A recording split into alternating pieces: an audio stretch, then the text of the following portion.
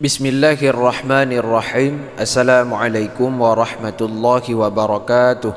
Sahabat pecinta Al-Quran yang dirahmati oleh Allah subhanahu wa ta'ala, pada malam yang berbahagia ini, setelah kita melakukan salat Isya, mari sama-sama kita meluaskan ilmu kita dalam ilmu belajar Al-Quran. Bagaimana agar kita bisa membaca Al-Quran dengan sempurna, bagaimana kita akan mengetahui sifat-sifat ataupun tanda-tanda dari setiap waqaf yang terdapat di dalam Al-Quran. Nah, dalam video kali ini kita akan membahas tentang masalah tanda-tanda waqaf yang terdapat di dalam Al-Quran. Sebelumnya jangan lupa subscribe, like dan share channel Tahsinul Quran dan Doa. Taib, jamaah pecinta Al-Quran yang dirahmati oleh Allah. Jadi di saat kita membaca Al-Quran, kapanpun, dimanapun, bagaimanapun cara kita membacanya, pasti kita akan berhenti. Pasti kita akan mewakafkan bacaan yang kita bacakan. Nah, di saat kita wakaf bacaan, belum tentu kita akan mewakafkan di tempat yang tepat. Nah, karena demikian, maka pada hari ini, pada malam yang berbahagia ini, kita perlu untuk mengenal tanda-tanda wakaf, mana yang boleh bagi kita untuk kita wakafkan bacaan, dan mana yang tidak boleh, dan mana yang dianjurkan untuk kita wakaf. Nah, sekarang mari kita masuki dalam pembahasan. Tanda wakaf itu yang kita kumpulkan di dalam buku tahsin ini salah satu buku tahsin yang kita pelajari. Nanti yang membutuhkan buku tahsin ini silahkan WA ke nomor kami ke 0852 7544 6954. Nah, yang kita susun di sini ada 11 tanda wakaf, ya. Jadi tanda wakaf itu bukan berarti semuanya boleh kita berhenti, tidak. Nah, ada 11 tanda. 1, 2, 3, 4, 5, 6, 7, 8, 9, 10, 11, ya. Ada 11 tanda. Tanda ini tidak semuanya dianjurkan untuk berhenti. Bahkan ada tanda ini dilarang untuk berhenti. Nah, tanda yang pertama yaitu tanda mim seperti ini, ya. Tanda mim seperti ini namanya adalah waqaf lazim. Ini kalau kita lagi membaca Al-Quran lalu bertemu tanda yang seperti ini, ya, yang bukan tanda iqlab ataupun idgham mimi, maka harus bagi kita untuk berhenti, ya, dianjurkan untuk berhenti, ya, wajib untuk berhenti. Nah, yang kedua, ini wakaf yang pertama itu wakaf lazim. Maka setiap bertemu tanda wakaf ini, harus bagi kita untuk berhenti bacaan yang kita bacakan. Nah, itu tanda mim, tapi bukan tanda mim yang seperti ini. Ini kan ada juga tanda mim. Ini tanda mim iqlab. Nah, itu yang pertama, ya. Ini wakaf lazim, diingat. Yang kedua, wakaf lawan daripada wakaf lazim, yaitu wakaf mamnu', yaitu tidak boleh berhenti, ya. Ya, banyak di dalam Al-Quran terdapat wakaf mamnu'.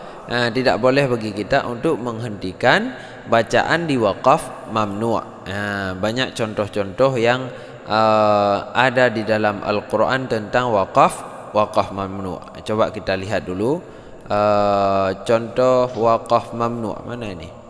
Nah, contoh seperti ini, ya.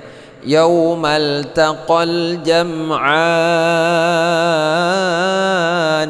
Ini tidak boleh kita berhenti. Tapi kalau kita ingin berhenti, lebihkan bacaan di sini. Innamastazallahumush syaitan.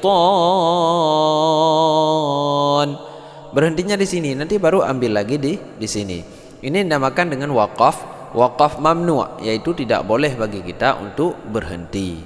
Nah, itu yang kedua. Maka itu sangat penting bagi kita untuk mengenalnya. Ini yang kedua, itu wakaf mamnu'.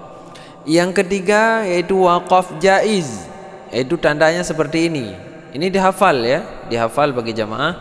Bagi yang sudah punya buku, tolong dibaca-baca. Yang sudah punya PDF dibaca-baca. Yang belum punya, WA saja ke nomor tadi, nanti tak kirimkan PDF-nya. Yang ketiga yaitu wakaf jaiz. Tandanya seperti ini. Nah, wakaf jaiz ini namanya. Waqaf jaiz ini boleh kita berhenti, boleh kita melanjutkan bacaan. Nah, jadi di situ boleh kita berhenti, boleh kita lanjutkan bacaan. Itu harus ikhtiar bagi kita. Kalau nafasnya cukup ya kita lanjutkan, kalau nafasnya tidak cukup ya kita berhenti. Ini yang ketiga, yaitu waqaf jaiz. Yang keempat ada waqaf wasal ula, waslul ula ini. Kalau tulisan di sini al wasal ula. Itu tandanya seperti ini, tanda sholat seperti ini. Ini disambung lebih utama, lebih baik kita sambung daripada kita wakaf. Nah, kalau kita wakaf boleh, tapi lebih bagus kita sambung. Ini contohnya. Wa idza laqukum qalu amanna wa idza khalau 'addu 'alaikumul anamila minal ghaiz. Nah, kita sambung lebih bagus daripada kita wakaf. Tapi kalau tidak cukup nafas kita wakaf boleh. Nah, itu yang keempat. Namanya itu al-wasal ula. Kita sambung lebih baik. Nah, yang kelima yaitu waqaf mujawaz. Nah, ini hampir sama dengan yang tanda jim tadi. Nah, itu waqaf mujawaz, ada juga yang tanda za, tanda huruf zai, ya. Ini beda-beda Quran nanti. Waqaf mujawaz ini boleh kita berhenti. Nah, itu boleh berhenti. Yang keenam yaitu waqaf qaf. Tulisan qaf ataupun tulisan qala. Ini yang paling banyak kita dapatkan. Yang paling banyak kita dapatkan adalah tulisan qala. Ini contohnya seperti ini misalnya. Nah. Qul mutu bighaizikum. Qul mutu bighaizikum. Ini kita wakaf lebih baik. Ini apa namanya? Al-waqful ula. Ini kita wakaf lebih baik. Nah, jadi ini lawannya yang ini. Ini lawannya yang ini. Ini lawannya yang ini. Nah, ini ada lawannya, bukan lawan sih. Perlawanan dalam sesi wakaf. Yang satu lebih baik kita wakaf, yang satu lebih baik kita sambung. Nah, seperti itulah, ya. Nah, ini tanda wakaf qala, maka kita wakaf lebih utama. Itu lebih baik kita wakaf daripada kita lanjutkan bacaan. Nah, ini yang keenam. Yang ketujuh yaitu tanda wakaf taf. Ya. Wakaf taf ini adalah wakaf mutlak namanya. Tanda wakaf ta ini itu wakaf mutlak. Boleh kita berhenti, boleh tidak. Nah, sama juga seperti wakaf jaiz, boleh berhenti, boleh tidak. Nah, selanjutnya wakaf qaf. Ya, ada yang mengatakan qila alaihil waqaf. Ini namanya qila alaihil waqaf. Dikatakan di sini boleh berhenti. Ada orang yang mengatakan ini adalah ahli tajwid pada masa Rasulullah, ya. Ya, qila dikatakan di sini boleh berhenti. Berarti kalau kita dapat tanda yang seperti ini boleh kita berhenti. Nah, tapi ini boleh juga untuk kita lanjutkan. Nah, selanjutnya waqaf tanda kaf. Kadzalik. Ya, maksudnya seperti wakaf sebelumnya. Jadi kalau ada tanda seperti ini, kita lihat wakaf sebelumnya itu wakaf apa? Wakaf qala misalnya sebelumnya. Jadi kedepannya kita wakaf juga.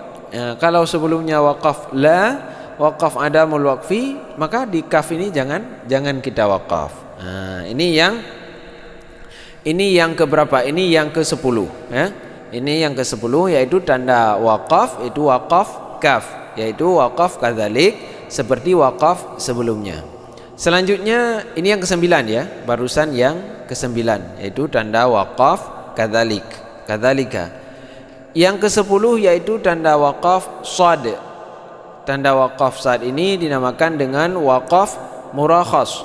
Yaitu kalau kita dapatkan tanda yang seperti ini di dalam Al-Qur'an, ini dinamakan dengan wakaf murakhas, yaitu boleh berhenti. Dalam istilahnya kalau kita dapat di dalam Al-Quran maka boleh untuk kita berhenti bacaan. Ini yang ke-10. Dan yang terakhir adalah waqaf mu'annaqah. Ini waqaf mu'annaqah namanya, tidak tertulis, lupa saya tulis ini ya. Ini waqaf mu'annaqah, yaitu bila berhenti maka berhentilah pada salah satu daripada tanda tersebut dan jangan berhenti pada tanda keduanya. Jadi kalau terdapat tanda waqaf mu'annaqah ini dia pasti ada dua ya. Jadi kalau mau berhenti kita pilih salah satu. Salah satu daripada tanda yang seperti ini. Di awal surah Al-Baqarah ada Alif Lam Mim Dzalikal kitabu la raiba fih.